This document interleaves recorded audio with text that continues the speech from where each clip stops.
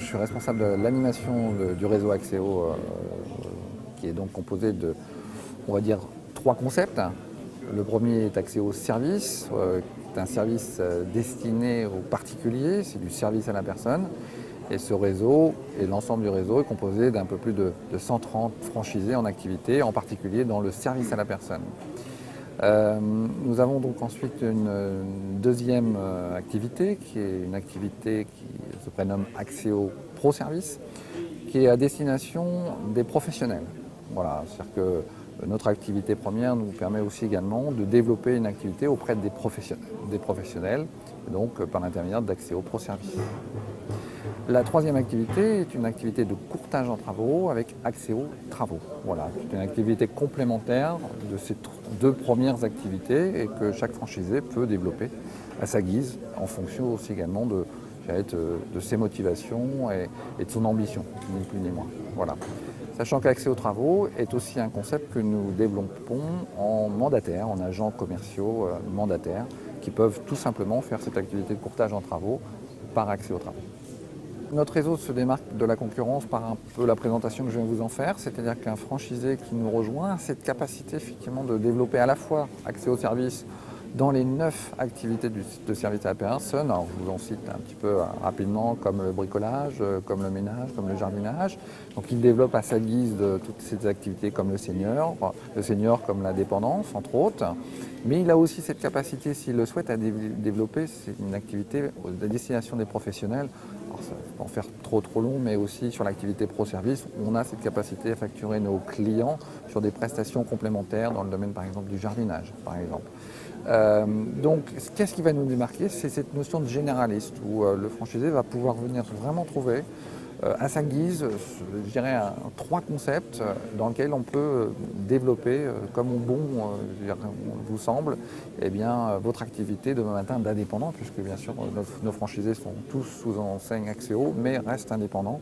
Et là, pour le coup, ils développent leur stratégie commerciale comme bon leur semble. Donc vraiment, c'est le choix en fait, qui peut-être nous différencie peut-être des autres. Alors, le profil de nos candidats, hommes et femmes, hommes avec un grand H, de toute façon, on a une petite parité, une bonne parité d'ailleurs, à titre parenthèse, et ça nous convient plutôt bien.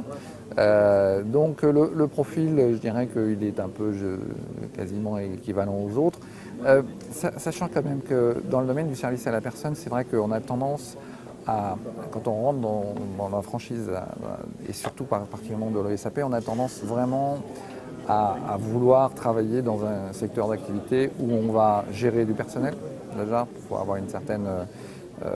gérer du personnel, gérer une relation client, gérer un suivi commercial par un process qualité qui est abouti chez nous, avec des règles de fonctionnement, une charte de réseau qu'on appelle.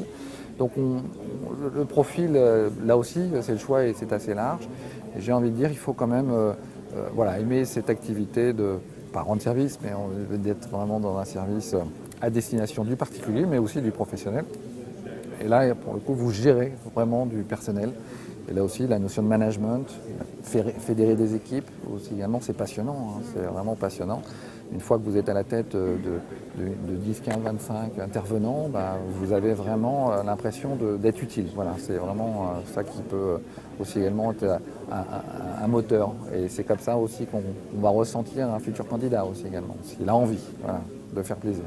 Alors donc les perspectives de développement pour les années à venir, elles sont nombreuses, puisque avec ces trois activités, ces trois enseignes-là, qui sont très complémentaires, on peut à la fois développer beaucoup sur l'activité service à la personne. Il reste encore beaucoup de secteurs à pourvoir. C'est vrai que sur certaines villes de France, on est un petit peu plus, on a maillé un peu plus le territoire que d'autres, mais il reste encore des possibilités, indéniablement. Sur travaux, il reste beaucoup de choses aussi à faire. Sur accès aux travaux, l'agent mandataire, en plus de cela, n'a pas forcément d'exclusivité territoriale. Il peut travailler là où il veut. Donc j'ai envie de dire raisonnablement, on est aujourd'hui sur un réseau de 130 franchisés qui renouvellent, pour tous ceux en tout cas qui sont là depuis maintenant historiquement plus de 5 ans. Ils ont tous renouvelé leur contrat, ce qui est un gage évidemment de qualité et de suivi et de service qu'ils trouvent dans le réseau. J'ai envie de dire que le réseau est stable, c'est vraiment l'élément le plus important, et qu'aujourd'hui on a le choix de savoir dire oui ou de savoir dire non un potentiel candidat à partir du moment où on le sent motivé et qu'on le sent capable de maintenir, de créer son entreprise au sein du réseau Acceo. Alors les perspectives internationales, oui, on a des opportunités, c'est d'actualité en ce moment. On est sur la Belgique, le Luxembourg actuellement, et on a aussi également des projets sur le Maroc et aussi le Canada. Voilà, des projets qui sont relativement bien avancés, sinon je vous en aurais pas parlé. Mais ça reste plutôt un développement qu'on veut. C'est pas une démarche proactive de notre part, c'est plutôt l'inverse aujourd'hui, et ce qui nous permet là aussi de prendre notre temps et de réfléchir à nos futurs partenaires internationaux entre guillemets.